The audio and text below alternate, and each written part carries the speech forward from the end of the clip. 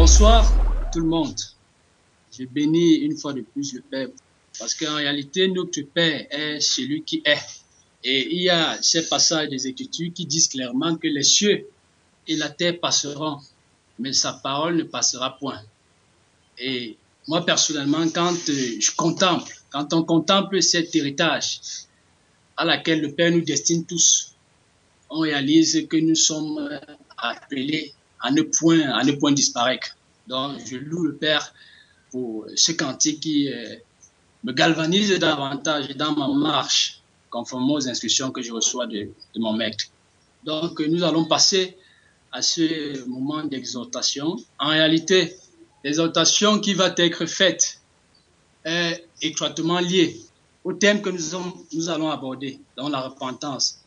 Et aussi, cette exhortation nous révèle clairement que le salut, qui est parfois considéré comme autrefois appartenant uniquement aux Juifs, depuis la nuit des temps, le Père avait appelé même ceux des peuples païens à hériter avec son peuple. Donc, nous allons lire le livre de Ruth. Le livre de Ruth, au premier chapitre. Je vais me permettre moi-même de le lire. Au temps des juges, il y eut une famine dans le pays. Un homme de Bethléem, de Juda, partit avec sa femme et ses 2 fils pour faire un séjour dans le pays de Moab. Le nom de cet homme était Elimelech, celui de sa femme Naomi. Et ses 2 fils s'appelaient Mahlon et Kilion. Ils étaient Éphratiens de Bethléem, de Juda. Arrivés au pays de Moab, ils y fixèrent leur demeure. Elimelech, mari de Naomi, mourut, et elle resta avec ses 2 fils. Il prit des femmes moabites, dont l'une se nommait Orpa et l'autre Ruth, et ils habitèrent là environ 10 ans. Mahlon et Kilion moururent aussi, tous les 2, et Naomi resta privée de ses 2 fils et de son mari. Puis elle se leva, elle et ses 2 belles-filles, afin de quitter le pays de Moab, car elle apprit au pays de Moab que l'Éternel avait visité son peuple et lui avait donné du pain. Elle sortit du lieu qu'elle habitait, accompagnée de ses 2 belles-filles, et elle se mit en route pour retourner dans le pays de Juda. Naomi dit alors à ses 2 belles-filles, « Allez, retournez chacune à la maison de sa mère. Que l'Éternel use de bonté envers vous, comme vous l'avez fait envers ceux qui sont morts et envers moi. Que l'Éternel vous fasse trouver à chacune du repos dans la maison d'un mari. » Et elles les baisèrent, elles élevèrent la voix et pleurèrent. Et elles lui dirent, « Non, non, nous irons avec toi vers ton peuple. » Naomi dit, « Retournez, mes filles. Pourquoi viendrez-vous avec moi? Ai-je encore dans mon sein des fils qui puissent devenir vos maris? Retournez, mes filles. Allez, je suis trop vieille pour me remarier. Et quand je dirai, j'ai de l'espérance, quand cette nuit même je serai avec un mari et que j'enfanterai des fils, attendriez-vous pour cela qu'ils eussent grandi? Refuserez-vous pour cela de vous marier? Non, mes filles, car à cause de vous, je suis dans une grande affliction de ce que la main de l'Éternel s'est étendue contre moi. Et elles élevèrent la voix et pleuraient encore. Orpa baisa sa belle-mère, mais Ruth s'attacha à elle. Naomi dit à Ruth, « Voici, ta belle-sœur est retournée vers son peuple et vers ses dieux. Retourne comme ta belle-sœur. » Ruth répondit, « Ne me presse pas de te laisser, de retourner loin de toi. Où tu iras, j'irai. Où tu demeureras, je demeurerai. Ton peuple sera mon peuple et ton Dieu sera mon Dieu. Où tu mourras, je mourrai et j'y serai enterré. Que l'Éternel me crête dans toute sa rigueur si autre chose que la mort vient à me séparer de toi. » En réalité, c'est un texte, moi personnellement, qui me révèle l'amour que Elohim manifeste avec tout homme. Comme il est d'ailleurs dit que l'Éternel étend ses regards sur la terre et il se donne à tous ceux qui ont le cœur tourné vers lui. Parce qu'au travers de ce texte, on réalise qu'il y a deux femmes qui sont mariées à des juifs. Qui sont mariées à des juifs. Et en réalité, le juif, conformément au vouloir, au dessein, à la volonté d'Élohim, est en réalité la figure d'Élohim. Parce que quand Élohim vient donner la loi au peuple juif, c'est pour que le juif, par son obéissance à la loi d'Élohim, il en devienne le reflet. Il en devient la projection de son Élohim. Et c'est la raison pour laquelle on voit combien est-ce que quelqu'un comme Sarah pouvait appeler Abraham mon Seigneur. Parce qu'en réalité, Abraham, par son obéissance, conformément aux instructions qu'il recevait d'Élohim, il a fini par épouser son identité. Et Abraham n'est pas Seigneur. Donc, Sarah contemplait la gloire d'Abraham au travers de son mari. Donc ici, on voit donc deux femmes qui sont mariées aux Juifs. Mais on se rend compte que, au fur et à mesure que nous allons évoluer dans nos chrétiens, que les deux femmes sont de deux identités différentes. De deux identités différentes. On a Ruth et Orpa. Nous allons d'abord nous intéresser par Orpa. Il est clairement dit que quand Naomi va demander à ses belles-filles de retourner chez elles, elles vont élever la voix toutes les deux, elles vont pleurer. Mais quand Naomi va insister, on nous révèle, au travers des Écritures, que Orpa va l'embrasser, elle va retourner vers ses dieux. En réalité, on perçoit que le mariage qui avait été véritablement établi avec les Juifs, c'est-à-dire ne concernait qu'une seule personne, Ruth, qu'une seule personne. Parce que Ruth s'était attachée à sa belle-mère. Et sa belle-mère, elle aussi, était une Juive, dont elle partageait la même nature, la même identité que son fils. Et c'est la raison pour laquelle, plus que Ruth ne se reconnaissait que dans l'identité qu'elle avait, c'est-à-dire héritée, s'il faut même le dire, parce qu'il est clairement dit, c'est où on voit vraiment la dimension mystérieuse du mariage qui est hautement spirituelle. Parce qu'il est clairement dit que les deux s'assembleront, parlant de l'homme et la famille, deviendront une chair. Donc une seule identité, une seule nature. Donc Ruth, en réalité, qui avait connu le véritable mariage, le mariage parfait avec son époux, elle partageait déjà cette identité et elle ne pouvait donc pas se régner. Mais par conséquent, Orpa, ça veut dire, je ne sais pas si on peut l'appeler comme ça, qui avait fait un mariage de forme, hein, on voit combien est-ce qu'elle était dépourvue de tout moyen. Elle était dépourvue de tout moyen, ne pouvant pas en réalité régner son identité pour aller, c'est-à-dire pour suivre sa belle-mère. Et je me rappelle, quand je lisais ça, le geste meurtrier de Judas. Quand Judas va livrer le mec, il vient l'embrasser pour révéler clairement qu'il ne se reconnaît pas dans le mec. Et on voit Orpa qui vient embrasser sa belle-mère et qui va retourner vers ses dieux. Et au fur et à mesure que je méditais là-dessus, le Seigneur me donnait clairement de comprendre que Orpa n'en avait même pas les moyens. Non seulement elle n'était pas destinée à hériter avec le peuple juif, mais elle n'en avait même pas les moyens. Parce que j'ai cette image de Abraham et Isaac, quand le père demande clairement à Abraham d'aller sacrifier Isaac. Déjà, on voit combien est-ce que Isaac va suivre Abraham. Il suit Abraham parce qu'Abraham, c'est son père. Il ne manifeste pas, c'est-à-dire la peur vis-à-vis de son père. Il n'a pas de difficulté à suivre son père. Et on voit aussi que Isaac, il n'avait pas le pouvoir d'aller s'offrir lui-même en sacrifice. Il n'en avait pas le pouvoir. C'était son père qui le conduisait. Hein? C'est son père qui connaissait le lieu. Le chemin même lui était caché. Il suivait juste son père.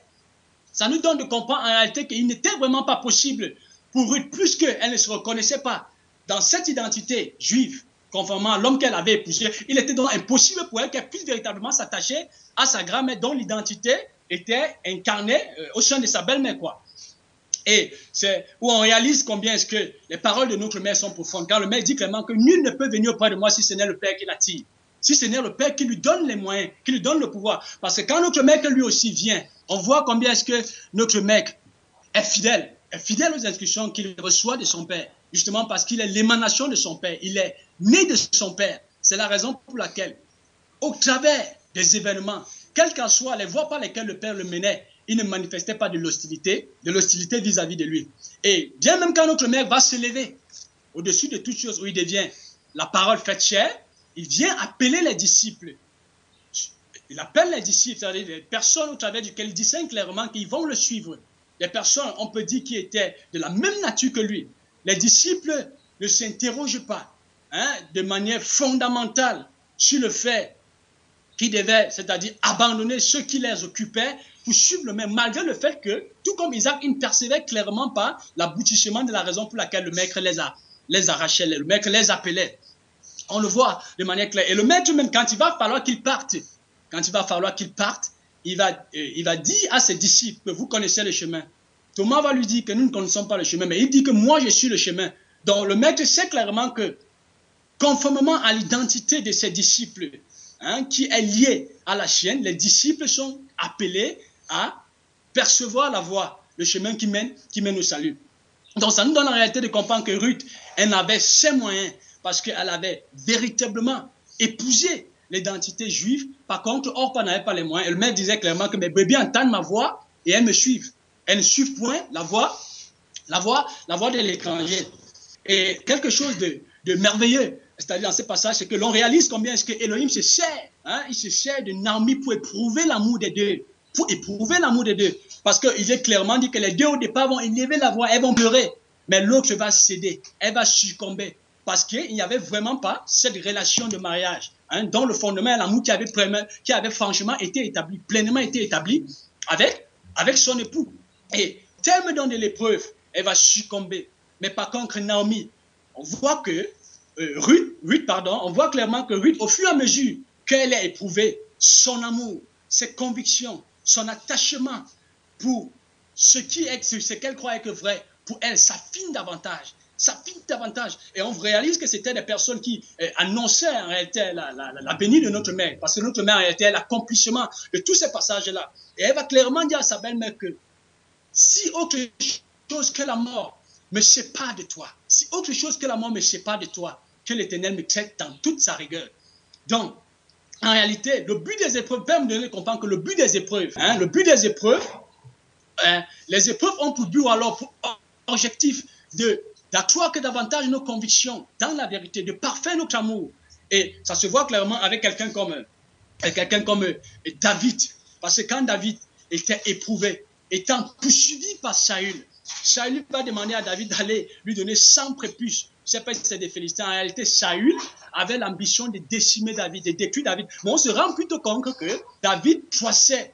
Il allait de gloire en gloire. Il croissait. Il devenait de plus en plus puissant. Pendant que Saül veut le détruire, mais David devenait plutôt de plus en plus puissant. Et le Père me fait comprendre à cela quelques jours. Que la voie que vous fuyez, la voie que vous ne voulez pas emprunter, c'est dans cette voie que je me bâtis en vous. C'est dans cette voie que j'affermis vos convictions. C'est dans cette voie que je m'établis pleinement. C'est la voie qui mène à la force. Le Père me disait ça, c'est la voie qui mène à la force. Et il disait, oh Père, que tu es sublime. Mais qu'il te plaise donc de m'accorder le pouvoir, de percevoir qui tu es. Parce que c'est lui qui perçoit clairement qui tu es. Puisque tu es celui qui est, comme ma soeur le disait, il est impossible qu'il puisse se détourner de toi pour se donner à un autre. Donc, on voit combien est-ce que le Père se sert de cette épreuve pour éprouver l'amour des deux, afin d'asseoir les convictions de celle-là qui était de lui, sa brebis Ruth. Et quand on lit la suite de cette histoire, on révèle clairement que Ruth, elle a été mariée. Ruth, plus tard, elle s'est mariée à Bouz. Et Bouz, c'était un proche parent de Ruth. Donc quelqu'un qui partageait automatiquement la même identité que son mari. Et l'on voit que au bout de son mariage, de sa persévérance, s'il faut même le qualifier ainsi, le père va sortir de Ruth la vie. Il va sortir de Ruth la vie. Parce qu'il est clairement dit que Ruth, elle est une ancêtre de David. David qui est la préfigure de notre maître. Ça nous donne clairement de comprendre la vocation à laquelle le Père nous appelle. La voie à laquelle il vient véritablement nous affilier à lui qui est une voie de douleur. C'est par cette voie-là que le Père, non seulement nous élève au-dessus du mal, mais qu'il se sert aussi de nous pour appeler un grand nombre à la vie. Et c'est pourquoi il pouvait clairement dire, pour que j'étais appelé pour faire partie des humains, de la puissance de Satan, la puissance des ténèbres pour les amener à la vie. Voilà donc la vocation à laquelle le Père appelle tout véritable disciple. Vocation qui n'est possible que si le disciple ne s'inspire que de son maître, si le disciple accepte de partager les mêmes opprobre que son maître, si le disciple accepte de subir les mêmes humiliations que son maître, au point où ça devient pour lui un sujet de gloire, un sujet de joie, comme le frère Paul disait, j'en achève les souffrances de mon maître, les souffrances de Christ dans ma chair, j'en achève les souffrances de Christ. Parce que Paul, il perçoit clairement que au travers de ces souffrances, la vie en découlera. La vie en découlera. Quelle est donc la résultante du mariage? La résultante du mariage. Donc, on va lire un passage, un autre passage. Je vais demander à un frère de le lire, Daniel, un passage qui révèle davantage et de manière claire le fondement du mariage. Le fondement du mariage. Donc, le fondement de la relation qui existe entre le disciple et le maître. Daniel, je ne sais pas si tu peux nous lire dans Nombre chapitre 5. Nombre chapitre 5, à partir du verset 11. Ok, amen. On écoute.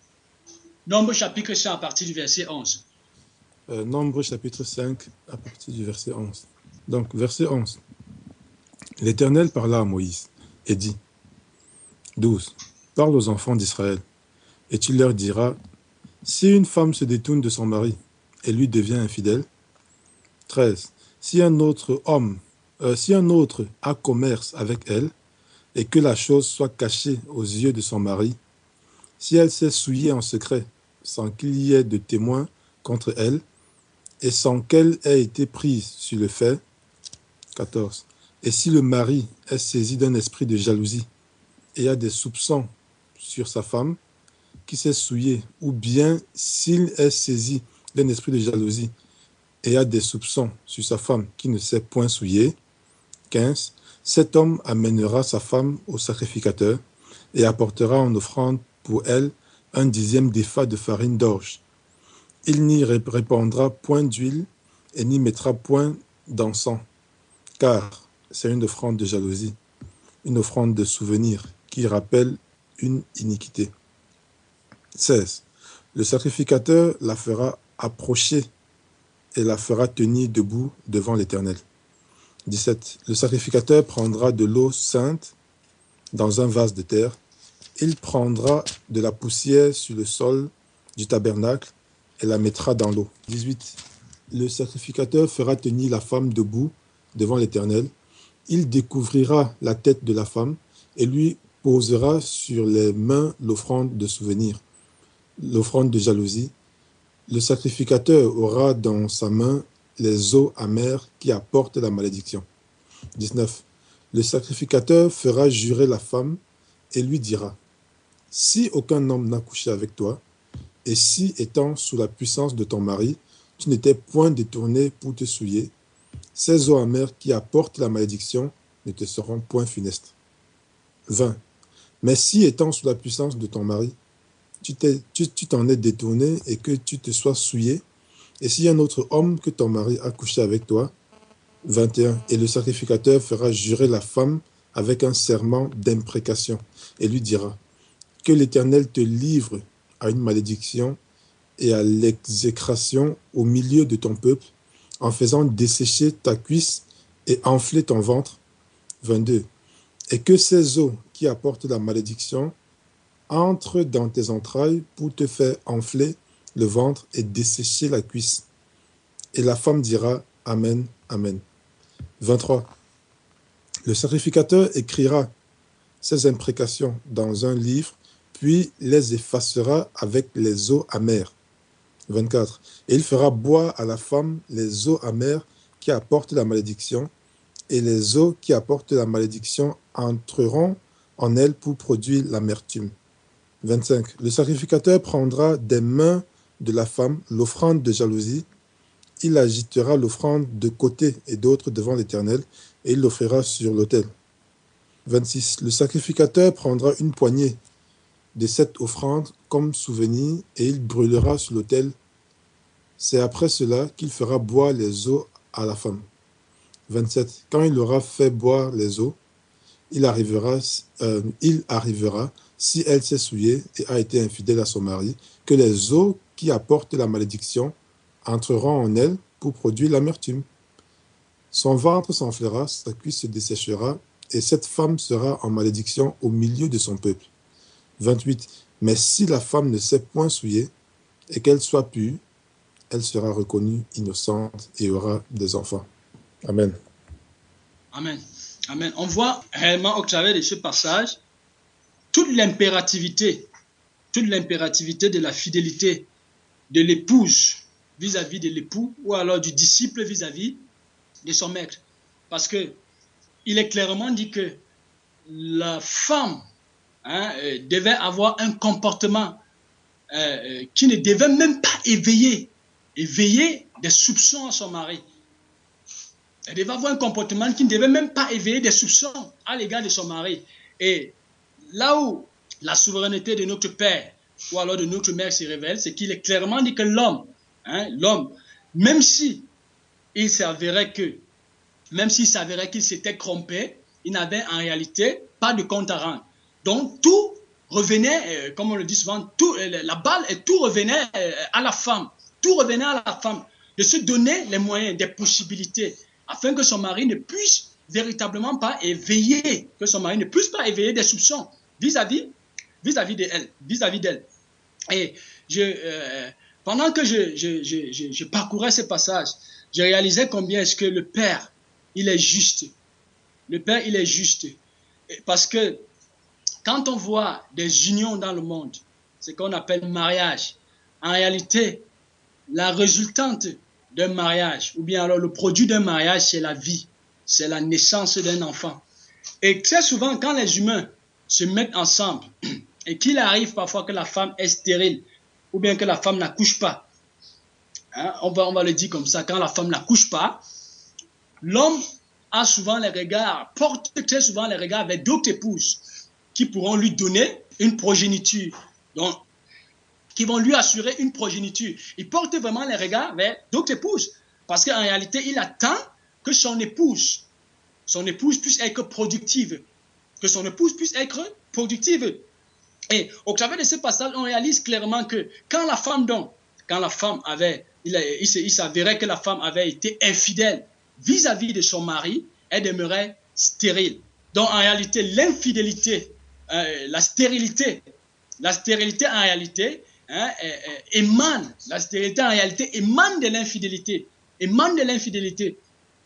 Et c'est la raison pour laquelle le maître disait clairement à ses disciples que si vous obéissez à ma parole, vous ferez les choses que j'ai faites. Donc les disciples étaient appelés à manifester une fidélité parfaite vis-à-vis du maître. Parce que ce que le maître a fait, il est clairement dit que Elohim était ainsi en le maître, ramenant toute la création à lui. Communiquant la vie. Donc les disciples eux aussi, par la fidélité, conformément aux instructions qu'ils recevaient du maître, ils étaient appelés à être des instruments au travers duquel le Père ramenait. Comme l'apôtre Paul dit que nous renversons des forteresses, nous renversons des raisonnements, mais nous ramenons toute pensée captive à la vie. Donc en fait, c'est donc ça. Donc, et moi, je réalisais davantage que s'il arrive donc que je ne me développe pas dans mon maître, puisque c'est lui qui se révèle à nous, c'est lui qui nous attire, c'est lui qui nous donne les capacités de lui obéir. S'il arrive donc que je ne me développe pas à mon maître, premièrement, il faudrait donc que je me pose déjà la question de savoir si je suis même véritablement né de lui, parce qu'on a vu clairement même avec Abraham et Isaac que c'est Abraham qui conduisait Isaac. Cela ne dépendait pas d'Isaac, ça ne dépendait pas de sa volonté, ça ne dépendait pas de son, mais c'est Abraham qui le conduisait. Isaac ne pouvait pas s'offrir lui-même en sacrifice, il ne pouvait pas. Et c'est la raison pour laquelle, dans l'époque sacerdotale, quand un homme même avait fauté et qu'il fallait qu'on vienne avec un bélier mâle sans défaut, il remettait le bélier au sacrificateur. C'est le sacrificateur qui avait la possibilité de déposer le sacrifice sur l'autel. Parce qu'en réalité, Elohim prend ce qui est de lui. Il prend ce qui est de lui. L'homme même qui avait fauté n'avait pas cette possibilité. Donc le sacrificateur ici étant, c'est-à-dire une figure d'Elohim. C'est lui qui avait la responsabilité de déposer dans ce sacrifice. Donc, si donc je ne me développe pas, je parle pour moi, si je ne me développe pas, si je ne crois pas conformément à mon modèle, premièrement, soit je ne suis pas né de lui, ou alors, même si je suis né de lui, je demeure encore dans l'infidélité. Amen. Amen. Merci beaucoup, frère Franck Monson, pour ton exhortation très enrichissante.